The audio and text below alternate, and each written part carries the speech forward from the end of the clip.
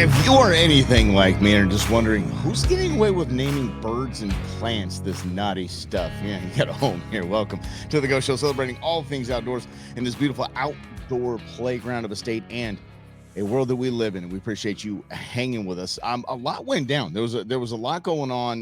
We're going to get to the birds and the plants in a bit, I promise.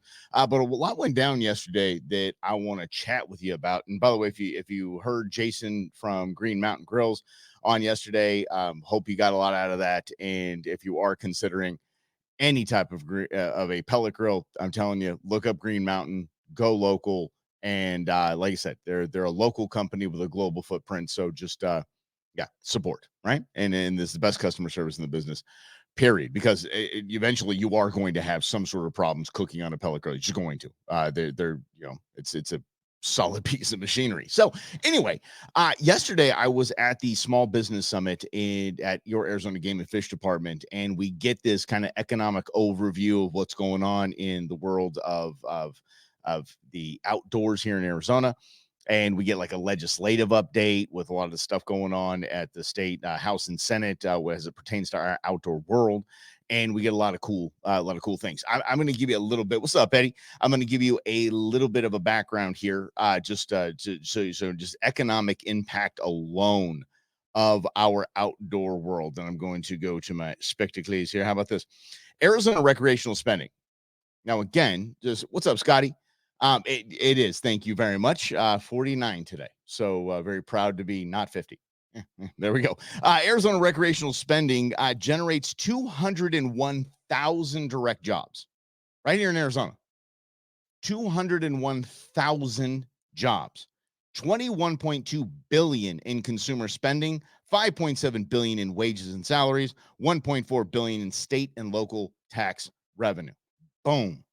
I just love that kind of information because, we always get a lot of pushback on the hunting and fishing and things like that. And thanks, Eddie. Appreciate it, man. And we get a lot of pushback on that. And when you say, look, we not only fund conservation, we fund 201,000 jobs just in this state alone. Right? Okay. So then you extrapolate that out to the 10 million it would be nationwide if that were the same in every state. So Interesting. What else did we learn? Let's see here. Recreational spending. Here we go. 65% of Arizona residents now participate in outdoor recreation. How awesome is that? I love this number. 65% of Arizona residents now participate in outdoor recreation. I want that number to come up about 10, 15 points. And I think all of us can do it. Okay. I think all of us can get there. If we just encourage open arms, winning hearts and minds, being cool about things, not being a punk, and not being you don't belong in the outdoors. You vote this way. We want you. If you vote this way, I don't care if you're wearing skinny jeans and a beanie in the middle and a hoodie in the middle of August. Don't care. We want you. We love you. Come on out. Try some fishing. Well, thank you very much, my lady. Mm-hmm. Yeah, appreciate that. Look at that. Little hearts and faces in there. Okay. Anyway, you can't throw me off of it. And I'm totally thrown off. All right, let's get, that threw me off. Hi. This everybody, Becky, everybody. License sales. Let's get to this here. License sales are doing great. Let's just put it that way. How to throw off a host. Yeah. Have your girlfriend pop on and say happy birthday. So anyway, hi. One thing about the business summit yesterday, and we're one of the few states that do this nationwide, but they have a national business summit that takes place. I don't know when, don't know where, but my buddy Scott Lavin and Doug Burt took it over here in the state and made kind of a micro level of it. And it's really beneficial. You have business owners, Caney Coolers were there as well. They had a couple of folks there and they donated coolers. So everybody had water sitting around the event. Wildlife for Tomorrow. I'm telling you, Wildlife for Tomorrow is I'm the vice president of Wildlife for Tomorrow, the 501c3 fundraising arm for your Arizona Game and Fish Department. We bought lunch. Yeah, so you're always the cool guy if you're at one of these events and you're the lunch sponsor. You're like, yeah, I know. Lunch sponsor. It's me. I'm that guy. Anyway, so a gentleman came up from a national organization. I'm not going to throw anybody on the bus. I'm not going to talk poorly of anyone. He's not a person to talk poorly of. I just wasn't. I took issue with his stance on the North American model of wildlife conservation. I did because his stance was gruff. His stance was everyone's misusing this. It drives me nuts, he said, that people are misusing this. And I have issue with that. I don't mind if you say, okay, here's the nuances where people might misunderstand the North American model of wildlife conservation. Here are the little nuances that people might be getting wrong.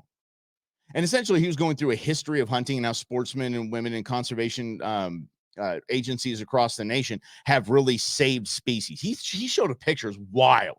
It was absolutely just eye-popping of a giant mountain of bison skulls. There was a dude standing on top of the mountain holding a bison skull, and a dude at the bottom holding a bison skull for scale, and it was probably 14, 15 feet high. A mountain. So, and he was showing guns that were sold on the East Coast back in the day where they could shoot up to, dozens of birds out of the sky at one time. These things had to be held. They were probably about 6, 7 feet tall. No, probably no longer than that. 8, 9 feet tall. He said you could fit a beer can down the muzzle. I'm like, whoa. So we had to get a grip on this. We had to make sure, no, we need to regulate. We need to come up with some systems here, get some systems in place where we can conserve this resource that is not unlimited. But it had been treated as such for about 150 years here in the United States. It had been treated as an unlimited resource, all wildlife as an unlimited resource. Then we say, hey, we need to get a handle on that. So both federally on a state level, we all started getting together the ideas and started to hodgepodge, piece them together. They all started to work, what worked, what didn't, stumble here, win here, lose here, double super win here, and start to piece it together.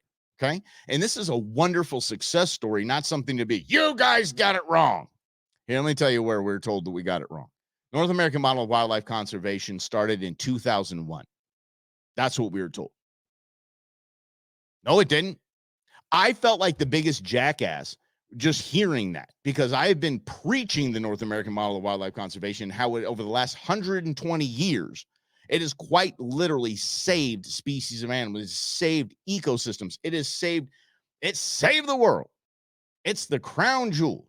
And I've been preaching that on this show for 11 years. And yesterday I told I was wrong. And I thought, whoa, man, thanks, Chris. Appreciate it, buddy. It is I wasn't wrong. So I was told I was wrong, and I felt sheepish.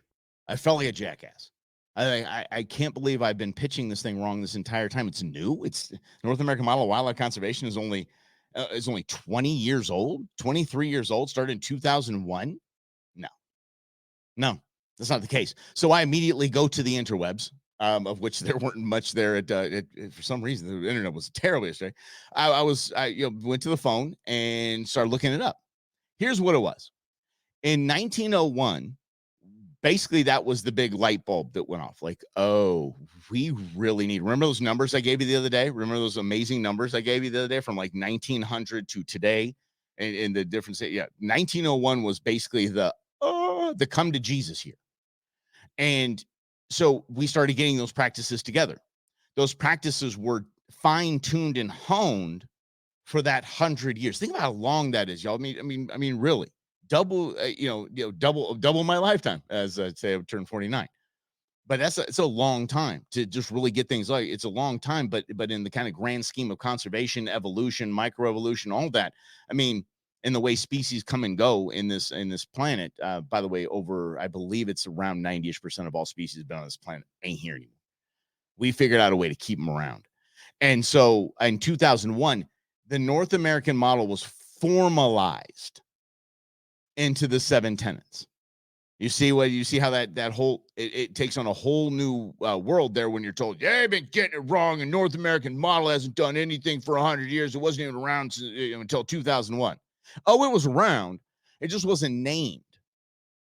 And speaking of names, we are going to very shortly find the drunk person that is naming birds and plants. I have no idea how people are getting away with this, and it's awesome. It's every kind of great. Okay. but we just hadn't formalized it yet and said, this is the North American model. This is what we have created.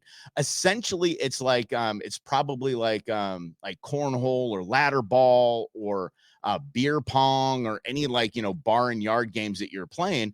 People just started playing these types of games, and let me put some red cups together in a pyramid formation. We'll get the ping pong ball and we'll do this.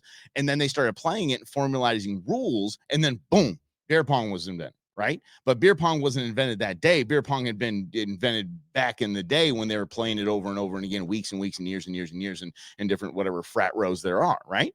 Greek rows, excuse me. So that's the same thing. The model was being developed in essentially fine-tuned, honed, stumbled over, again, successes, failures. And then in 2001, they say, hey, you know something, let's brand this sucker. Let's call it the North American Model of Wildlife Conservation. And this. So yes, the model has worked. Yes, the model is proven. Yes, the model has a 100-year track record. It was just formalized in 2001. I guess, look, if I'm wrong, y'all know. If I'm wrong, I'll say I'm wrong. If I'm wrong, if I get something wrong, especially on this program, I'll tell you I got it wrong. And I really thought for about 15, 20 minutes there, listening to this dude's presentation, that I was going to have to come hat in hand and just tail between my legs and say, time for me to eat crow because I've been BSing y'all. Apparently I had this wrong, but it wasn't.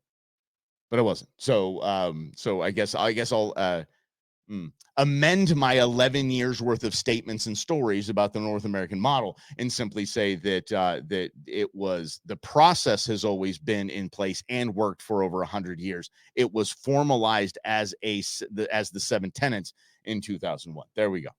Yeah. But don't go telling me that people are misusing and misquoting the model. No. I was saying, I apologize. People do misquote the model. People do misunderstand the model. Mm-hmm. There's a democracy line in there that has been converted to equal opportunity for all. It's being adjusted, I guess. I don't know, but not by me by any stretch of the imagination. Not by me. But there's some fantastic stats when it comes to outdoor recreation in the state that we are going to get to in probably next week. We're going to get to it. I'm going to have Ed Sanchez in. Ed Sanchez is I don't know the exact title. Ed Sanchez, I believe, is the legislative liaison for your Arizona Game and Fish Department. Anything that has to do with outdoor recreation, anything that has to do with conservation, anything that the department has its hands in, Ed is at the legislature making sure that these bozos don't screw it up. I don't care, Republican, Democrat, don't care. I've seen some stupid things from both sides. Ed's the guy that, hey, you might want to, okay. I talked to actual scientists that say if you do this, biologists that say if you don't do this, things are going to go bad. But no, it's a big win for me because the title is called All Animals Live. So I'm going to vote for that. All animals live. And no, we can't do that. So Ed Sanchez is going to join us, and he has some pretty wild pieces of legislation that have to do with off-highway vehicles, side-by-sides, players, those kind of things, and in boating and recreation as well. So we're going to talk to him about what's coming down the pike when it comes to outdoor legislation in the state. That's huge. So we're going to have him on Tuesday, God willing. He's a super busy man. How about this? This is something dumb. We don't do politics here, but it's Arizona. You see the flag. They're only working 1 day a week. Each piece of legislation has to be read 3 times on different days. So instead of going Monday, Tuesday, Wednesday, reading a piece of legislation and taking the thing to a vote, you have to read it once on Wednesday, once the following Wednesday, and then again the following Wednesday, and hope it gets called for a vote the following Wednesday. Yeah, exactly. That's why we want to talk to Ed. We learn a bunch of stuff like this, and that poor guy, God love him. He's been doing this a hot minute, and he knows there's no one in the state legislature. He does not know that he doesn't have a relationship with Republican, Democrat. He's doing his best. He's doing the best for us. He's doing the best for conservation, and I think the man should be awarded. Oh, what are you changing the subject, man? Hold on, I said I got it now. Eddie says he's going to change the subject. Hold on. Yeah. Later video pulling a bear cub from a tree and taking pictures. North Carolina. Well, let me tell you something, Eddie. I'll get to that. We'll hit that on Monday. I'm telling you. Oh boy, I actually do. There's a certain amount of Darwinism there. There really is. It's like the people that go and pet the fluffy cows in Yellowstone. Yeah, those are bison. You really don't want to pet the fluffy cows. And if you do, guess what? It's coming to you. It's coming to you. It really is. And you're going to get launched. I have so many videos. Actually, we'll do that next week as well because I found 2 videos of people trying to save a great white. I think it's a great white. I might have Mako. People trying to save a white, and I see people actually pulling animals out of traps, and I'm thinking, whew, that's some Steve Irwin stuff right there. So it's like kind of what you do. Thanks, Kim. Appreciate it. And I want, but who doesn't want to pet the fluffy cows? They're so fluffy. I have a bison tattoo. I love bison. I love bison. I would love to pet a fluffy cow. I would absolutely love to, but no, I don't want to get launched. I'd rather hunt them and have them in my freezer. There you go. ABCs of me. ABCs of me. Somebody please stop these people. Somebody stop these people who are getting drunk and naming birds and plants. I am telling you, if you got kids around, there's going to be some interesting verbiage coming out here, but nothing's going to, I can't get censored. I can't get censored. I can't get censored because I'm giving you not biological names because you can't pronounce those dang things. I'm giving you what scientists use as the name of plants and birds. And the fact that cracked out MILF hasn't been used yet surprises me. It is absolutely absurd what they name birds and get away with it, name plants and get away with it. Because if I say some of these words just in passing, not discussing a bird or a plant, I could get kicked off these platforms. I could get deplatformed for saying these things when I'm not in the context of a plant it's unbelievable. I think it's hilarious and it's fun. By the way, I saw I was getting a haircut the other day and I saw some ESPN show, the dude with the tank top that thinks he's all tough. Yeah, he throws out the S word, and that's what he thinks is cool because he's it's gratuitous on ESPN because you can. And just so you know, a little fun fact about media.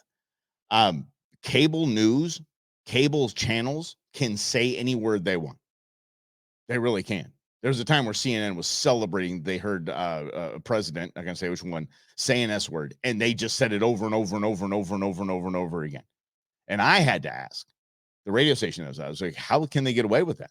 They say it's cable news. It's not regulated by the FCC. It's not land. It's not antenna. Anyone can get it. You have to pay for it. And if you pay for it, then they can say whatever they want. Weird, right? Isn't that kind of crazy? All right, let's get to this because I just thought it was funny, and we're just going to kind of be in light and fun today, and except for the beginning of this, obviously, when I said that I wasn't wrong when it came to the North American model. Do we want to start with birds or do we want to start with plants? Let's just go ahead and start with birds because they're absolutely off the rails. And one of the things that I will do is pull it off my phone because I had an entirely different list, but I think it's amazing. So I'm going to go ahead and do this. And let's go here. And live streaming stuff is fun because that's how we do it. All right, here we go. Getting to our birds and whatnot, and probably not even going there. All right. Birds just name stuff like hot-breasted MILF, and no one does anything about it. Here we go. The first one. I'm not kidding. This is a bird that has a white, half white, half black face and has a nice brown color, little tiny dude. His name is the sombre tit. I told you, somebody's naming these things, and they're getting away with it. A wonderful little bird. This is a little tiny guys. These seem to be all the tiny guys that are named weird things because the big bad boys, you just got to name. Yeah. Mm-hmm. But you can probably get this one up there as well. This is a little brown bird, a little speckly. It's cute, little tiny gray beak. Its name is the dick sissel. Who's doing this? Who's doing this? Who came up with this? Because it's not some weird language. It's not some dead Greek language. No, this is just what they're naming. Mm-hmm. The red-rumped bush tyrant. The red-rumped bush tyrant is a bird that, let's see here, is a species of bird in the family of whatever I can't pronounce. It's found in Bolivia, Colombia, and Ecuador, and Peru, by the way. And any of those languages do not translate red-rumped bush tyrant. Yeah, there you go. Yeah. Mm-hmm. And then there's this cool bird. It's a coastal bird with blue feet. And it's cool. It's just why don't you call it the bluefoot? That's it. I would have just. Here's the bluefoot. Okay, let me see if I can show you on the screen here. That's the bluefoot. Yeah, bluefoot right there. So blue-footed bird, right? Yeah. Guess what? It's called the blue-footed booby. Blue-footed booby. That's what we get. That's what because why? Be a blue-footed booby. Red. Grizz. Oh man, yes. Yeah. And none of those tried any good brews. We'll get to that in a minute as well. But yes. Um, and by the way, this is why you don't let people, especially crazy people, name things. If you remember this was, I think it was, I want to say it was last year, might have been the year before, but it was in recent history. Okay, where the Department of Defense thought, we're with the people. Every time that they understand that or find out that we spend trillions on trillions of dollars for stupid things, and that we just give defense contractors more money than they need in 18 lifetimes, we're going to let the community. We are going to let the Mike.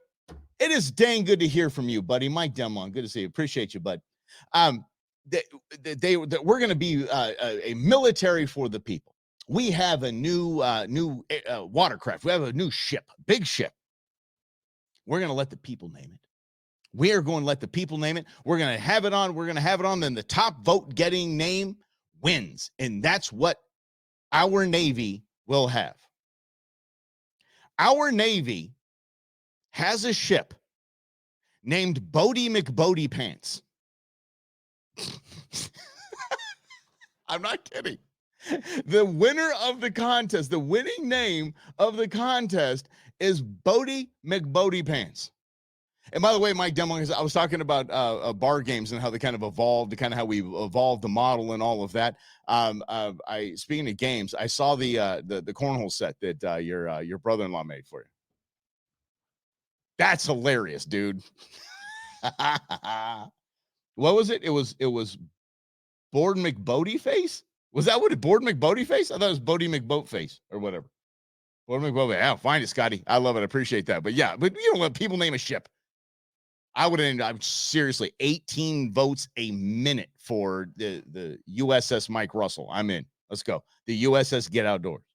Oh, Bodie. Yeah. Oh, Bodie McBoatface. Yes, somebody.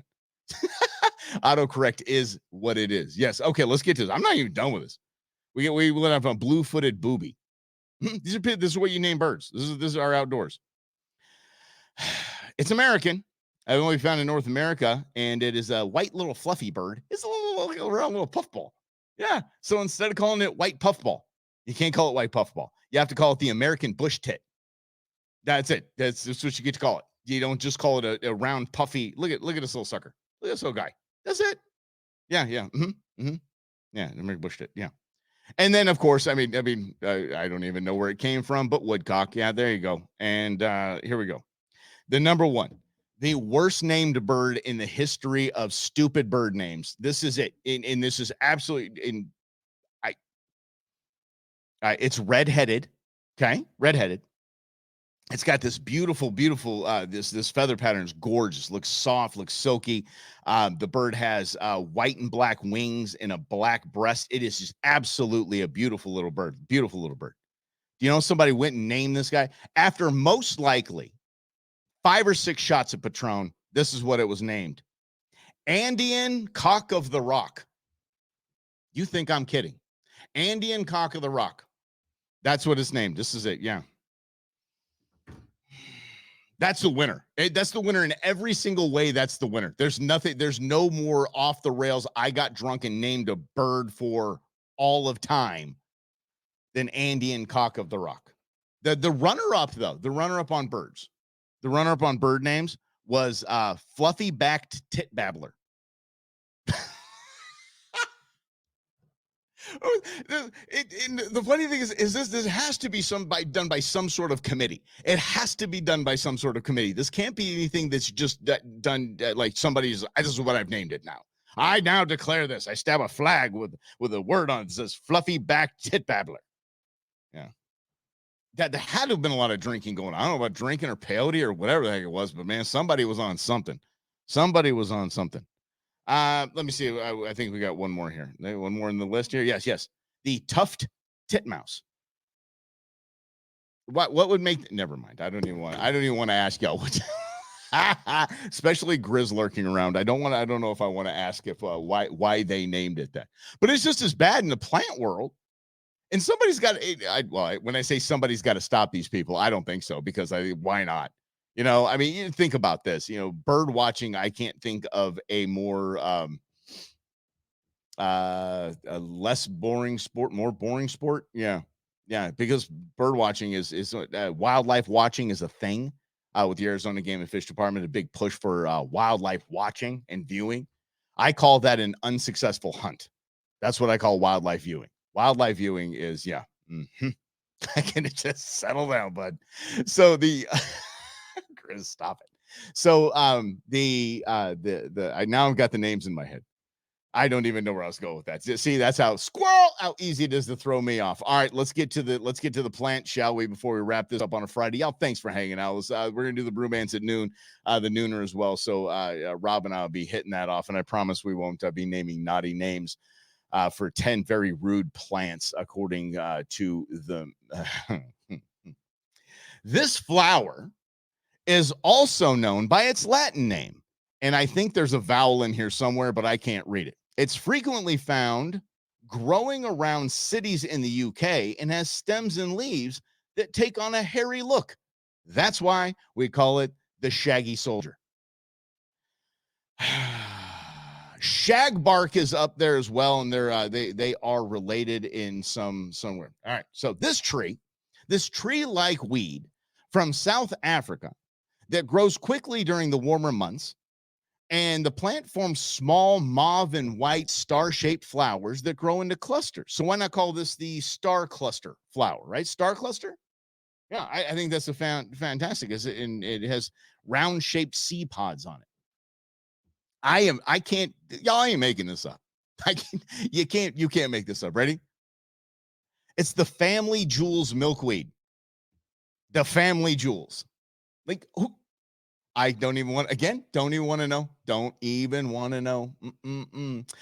This plant boasts yellow daisy-like flowers and tuft seeds, which attach to fellow plants, fur, and clothing to spread. We're getting political. Ready for this? This is the plant name. Again, the plant is daisy-like flowers and tough seeds. Cockled herb. That's what it's called. Cockled herb. And now I'm not kidding. I can't make this up. Look, y'all, I can't make this up. Ready? Its Latin name. Its Latin name for the cockled herb is Biden's Canada.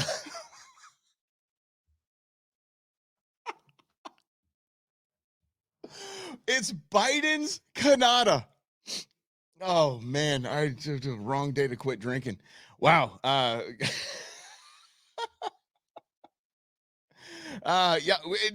we are kids. We are. We're all just. I mean, that's why we're talking about the Pittman-Robertson Act, and the boating and angling part of that is the Dingle Johnson Act. So why isn't there a Dingle Johnson flower? The Dingle Johnson. Yeah. Oh yeah. Exactly. Which name came first is a good one. Easily recognizable. It is sacred to many African communities, commonly due to its the shape of its fruit hanging from its branches. It is called the sausage tree. I'm not even going to show you, which kind of lends into the next one, which is the type of shrub, excuse me, which has a sap used as a powerful antiseptic. It grows in Australia and has the Latin name Hyptis capitata. It is the knobweed. Yeah, the knobweed. We'll go down tier two before we wrap it up here. Nipplewort. Nipplewort is a good one. Again, these people just keep naming these things the craziest thing. And the virgin sisal. But let's go with the number one because that's what we do. We go with number one. And let's see. Well, if I can get to it here, we can find that. We had Shaggy Soldier. Where did that? All right. Let's see here. Come on, get to it here. Yeah, the pop-ups are absolutely killing me here. So the number one we have and okay, here we go. The number one naughty named plant And again, we have to stop these people, at least stop them from drinking when they're naming these things. Coincidentally, this is a strong smelling plant that has strong smelling, leathering leaves that are used to make a tea that is claimed to be the herbal form of Viagra. So good. This is why we're ending on this, so we don't get deplatformed. Again, strong smelling plants, strong smelling leathering leaves that are used to make tea that is claimed to be the herbal form of Viagra. That is Latin name Diospyros crassinivus, better known to the cool kids as stiffcock. That is the herbal.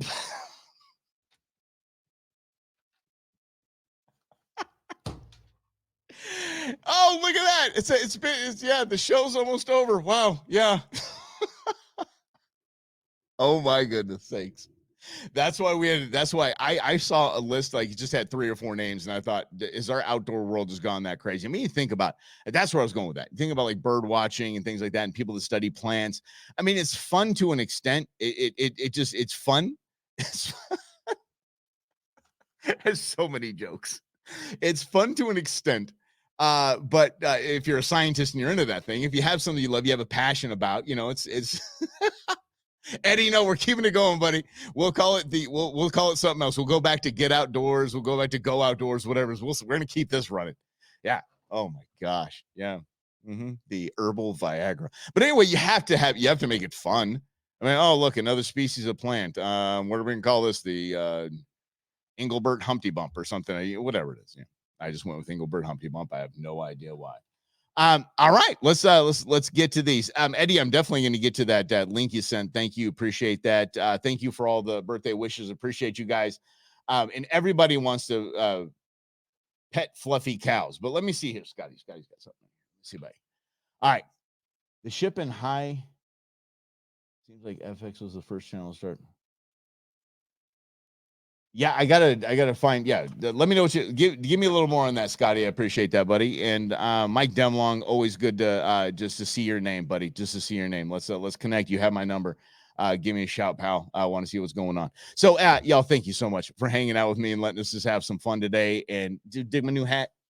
Yeah, get over to candycoolers.com. Use code GOSHOW. Get 15% off the best cooler there is. And by the way, local company. So support, and have a great weekend. The podcast will be up here in just moments if you want to share with the family the naughtiest names you get in plant and bird life. We'll see you Monday at 11 o'clock right here on The Go Show. Have a great weekend, everybody.